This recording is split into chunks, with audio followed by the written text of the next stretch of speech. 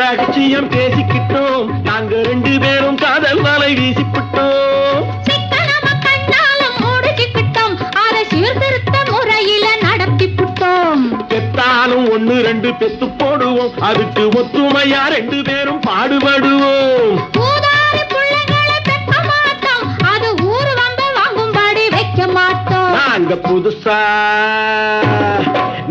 புதுசா கட்டிக்கிட்ட ஜோடிதானுங்க, நல்ல பாட்டு படிக்கும் வாரம் பாடிதானுங்க.